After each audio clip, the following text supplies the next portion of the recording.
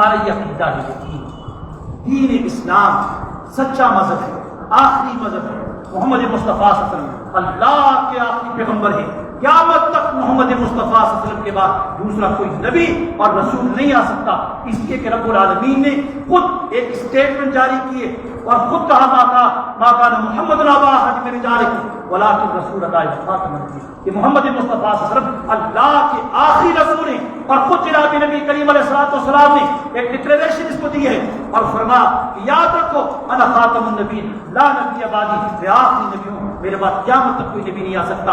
اور پھر جناب نبی کریم علیہ السلام نے ایک تنبیہ کی انتباہ کیا اور انتباہ کرتے ہوئے کہا کہ او دنیا کے لوگوں یاد رکھنا کہ میرے بعد ثلاثون کذابون، 30 جھوٹے آئیں گے اور ہر ایک دعویٰ کرے گا کہ میں نبی ہوں، میرے ہوں، لیکن یاد رکھنا لا نبی بعدی، قیامت تک میرے بعد کوئی نبی نہیں آ سکتا۔ یہ آخری پیغمبر، آخری دین، اس لیے جب یہ آخری دین ہے تو دین اسلام کے اوپر اگر ہم چلیں گے، اس کے اوپر عمل کریں گے، ہماری کامیابی تب ہوگی۔ اگر دین کے اوپر عمل نہیں کریں گے تو ہمیں نجات نہیں ملے گی، کامیابی پہ عمل کیسے کریں اسے سمجھنے کی بات ہے۔ اب ہمیں یہ معلوم ہو گیا کہ کامیابی دین اسلام میں، اور دین اسلام دین برحق ہے، آخری دین ہے، اس کے بعد دوسرا کوئی مذہب نہیں ہے، اور آخری پیغمبر حضرت محمد مصطفیٰ صلی اللہ علیہ وسلم۔ اب کیسے ہم دین پہ عمل کریں، آخرت کی کامیابی کیسے حاصل کریں، محمد مصطفیٰ صلی اللہ علیہ وسلم کی اتباع کیسے کریں؟ حضرت مفتی شفیع صاحب رحمۃ اللہ علیہ مفتی اعظم پاکستان گزرے ہیں، حضرت مفتی تقی صاحب دامت پیر العالیہ کے والد محترم بڑے بڑے مفتی گزرے ہیں، اور ان کی تفسیر معارف القرآن بڑی زبردست تفسیر ہے، عام آدمی اس کا مطالعہ کر سکتے ہیں اور اس سے فائدہ حاصل کر سکتے ہیں۔ اس ایک بات لکھی انہوں نے لکھا ہے، یہ آخر سورہ بقرہ کی ابتدا جو ابتدا ہے اس کے اندر ہی لکھا، انہوں نے کہا کہ حضور نبی کریم صلی اللہ علیہ وسلم اپنے صحابہ اکرام کے اوپر 2 چیزوں کی محنت، کتنی چیزوں کی؟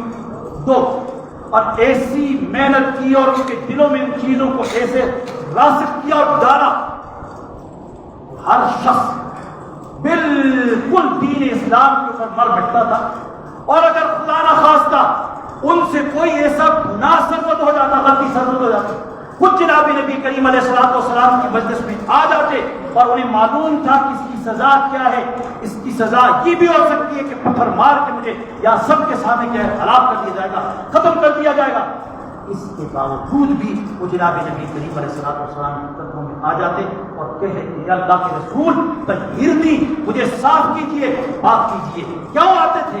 وجہ کیا تھی؟ کیا وجہ تھی؟ پھر اللہ رب العالمین نے انہی صحابہ کو کیوں یہ کہا اولئک حزب اللہ، یہ اللہ کی جماعت ہے، اولئک هم المفلحون، یہی کامیابی، رضی اللہ عنہ ورضوا عنہ، وہ یہ اللہ ان سے راضی، یہ اللہ سے راضی، اللہ ان سے راضی۔ یہ سرٹیفکیٹ دنیا میں کیوں ملے؟ اس لیے کہ محمد مصطفیٰ صلی اللہ علیہ وسلم نے ان کے دل و دماغ میں وہ چیزیں ڈالی جس کے بعد بالکل اپنا مرنا جینا اسلام کے مطابق نبی کریم صلی اللہ علیہ وسلم۔ کیا چیز تھی؟ ایک تھا خوف خدا، کیا ہے؟ خوف خدا، دوسرا فکر آخرت۔ یہ 2 چیزیں ہیں نا، ایک ہے خوف خدا اور دوسرا فکر آخرت۔ یہ 2 چیزیں دل میں بیٹھ جائیں، مجھے بتائیں کہ تاجر غلطی کر سکتا ہے، گندی چیز بیچ سکتا ہے، فراڈ کسی کے ساتھ کر سکتا ہے، جج غلط فیصلہ کر سکتا ہے، وکیل اتنی بے شمار لاکھوں کے حساب سے جو فیس بٹورتے ہیں یہ مظلوم لوگوں سے یہ بٹور سکتا ہے، ڈاکٹر 500 کی دوائی کی بجائے 5000 کی دوائی لکھ سکتا ہے، تب ہم نہیں کر سکتا۔ کیوں؟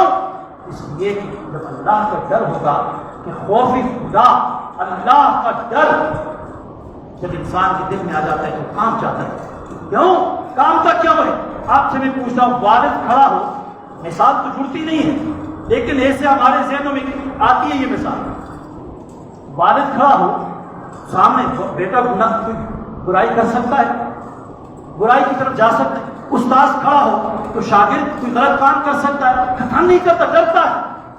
تو جب انسان کے دل و دماغ میں یہ تصور آ جائے اللہ رب العالمین موجود ہے، وَهُوَ عَلَىٰ كُلِّ شَيْءٍ قَدِيرٌ، وہ ہر چیز کے اوپر قادر ہے، وہ آنکھیں دیتا بھی ہے، لینا بھی جانتا ہے، وہ بولنے کی طاقت دیتا ہے، بولنے کی طاقت چھیننا بھی جانتا ہے، چلنے کی طاقت دیتا ہے، چلنے کی طاقت چھیننا بھی جانتا ہے، ہاتھ ہلانے کی طاقت دیتا ہے تو اس کو سلب کرنا بھی جانتا ہے، وہ پیسے دیتا ہے، دولت دیتا ہے، دولت چھیننا بھی جانتا ہے۔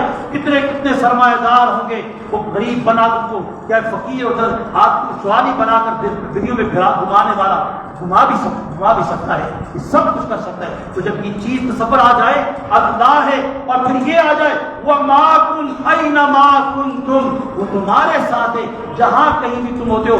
کتنا قریب ہوتا ہے، نَحْنُ أَقْرَبُ إِلَيْهِ مِنْ حَبْلِ الْوَرِيدِ، یہ جو سانس والی رگ ہے اس سے بھی زیادہ رب العالمین ہمارے قریب ہمارے ساتھ رہتا ہے، وہ ہر چیز ہماری معلوم ہے۔ تو کس طرح انسان گناہ کی طرف جا سکتا ہے، کس طرح غلط کام کر سکتا ہے کوئی؟ اور دوسرے نمبر پر فکر آخرت کا ڈر، آخرت کا خوف کہ ہم نے مرنا ہے، اور مرنے کے بعد ہم نے اللہ رب العالمین کے سامنے کھڑا ہونا ہے۔ ہم نماز میں پڑھتے ہیں الحمدللہ رب العالمین الرحمن الرحیم مالک یوم الدین، کیا کہتے ہیں؟ مالک یوم الدین، کیا مطلب؟ حساب و کتاب کے دن کا مالک، جزا و سزا کے دن کا مالک کون ہے؟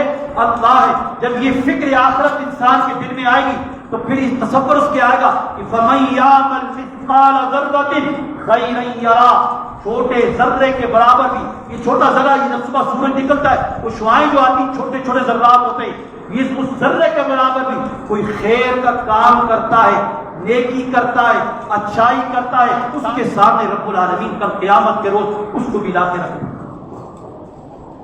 وَمَن يَعْمَلْ مِثْقَالَ ذَرَّةٍ، اور جو آدمی ایک ذرہ برابر بھی برائی کرے گا، شَرًّا يَرَهُ، ذرہ برابر برائی کرے گا، اس برائی کو بھی اس کے سامنے لایا جائے گا۔ غلط تولے گا، غلط کام کرے گا، چیٹنگ کرے گا، فراڈ کرے گا، کوئی کرپشن کرے گا، کسی قسم کی کوئی غلط کام کرے گا، رب العالمین اس کے سامنے لا کے رکھے گا۔ کدھر جائے گا؟ مالک یوم الدین۔ ہر وقت ہم یہ کہا کرتے ہیں حساب و کتاب کے جن کا مالک کون ہے؟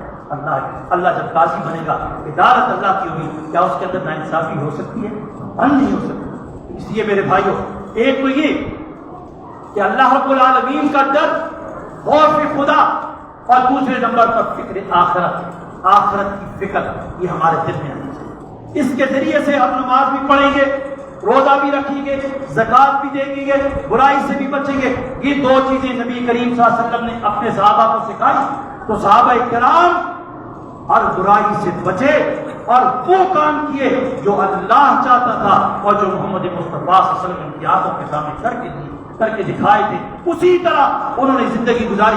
اگر غلطی ہو گئی، آئے جناب نبی کریم صلی اللہ علیہ وسلم کے پاس اور کہنے لگے طہرنی یا رسول اللہ، اے اللہ کے رسول ہمیں صاف کیجیے، پاک کر دیجیے، مجھ سے غلطی ہو گئی ہے، گناہ کر بیٹھا ہوں، مجھے صاف۔ اور دوسری بات کیا،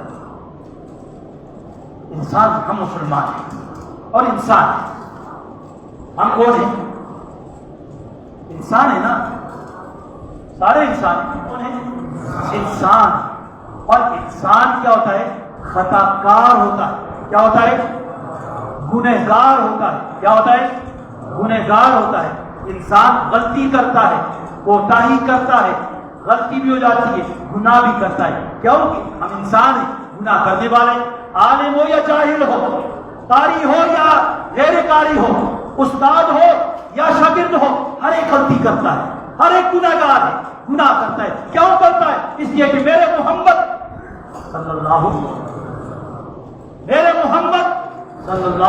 علیہ وسلم نے فرمایا کل بنی آدم، ہر بنی آدم خطا کار ہے، لیکن بہترین خطا کار کون ہے؟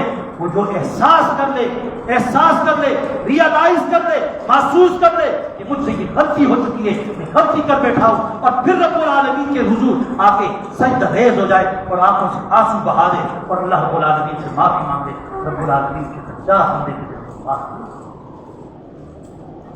اس لیے ہر انسان خطا کار ہے، لیکن بہترین خطا کار کون ہے؟ جو توبہ کرتا ہے۔ کیا کرتا ہے؟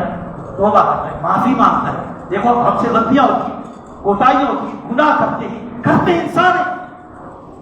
انبیاء معصوم ہیں، گناہ ان کے قریب بھی نہیں جاتا۔ صحابہ کرام محفوظ ہیں، کیونکہ دین اسلام کی امانت اللہ رب العالمین نے ان کے سپرد کر دی تھی، اسی رب العالمین نے ان کو محفوظ بنایا، حفاظت کی ہوئی تھی۔ اور ہم باقی ساری امت خطا کار ہے غلطی کرنے والی ہے، لیکن بہترین خطا کار کون ہے؟ جو غلطی کر بیٹھے پھر وہ گناہ سے معافی مانگتا ہے، توبہ کرتا ہے۔ کیا ہو؟